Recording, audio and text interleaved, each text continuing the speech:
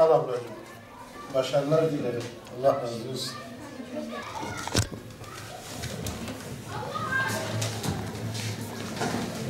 Selam.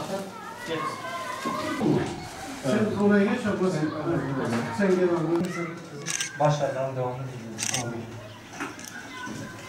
Evvela bu yarışma yaptığınız için gerçekten bu sivil toplum kuruluşlarına teşekkür ediyoruz. Fedakarlık yapıyorlar arkadaşlar.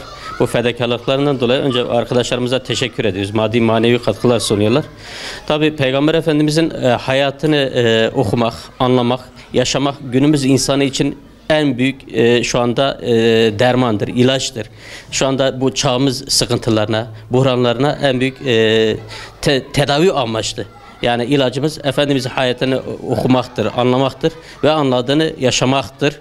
Burada bütün öğrencilerimiz yani temsil olarak 2-3 öğrenciye ödül verdik ancak yarışmaya giren, kitabı okuyan tüm öğrencilerimiz aslında yarışmayı kazanmışlardır.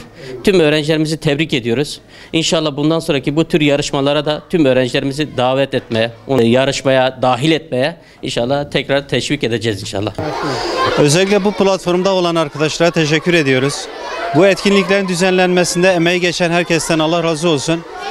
Okulumuz %90 oran bir katılımla bu etkinliğe katıldılar ve Türkiye'de derece yaptılar. Şimdi belki bu kitapları okuma böyle basit gelebilir ama Efendimizin hayatını anlama babında, farkındalık oluşturma babında güzel etkinliktir. İnşallah devamını dileriz. Sizlere de ayrıca teşekkür ederim. Öncelikle bu vakfımızda çok teşekkür ederim. Yani böyle bir sınav için böyle bir sınav yaptıkları için hem Peygamber Efendimiz'in hayatını öğrenmiş olduk hem de bize hediyeler verdiği için çok teşekkür ederiz. Dil için teşekkür ederim. Şark komisyonuna çok teşekkür ederim. Onların sayesinde kitabı okuduk ve Peygamberimizin hayatını öğrendik. Asıl amacım Peygamberimizin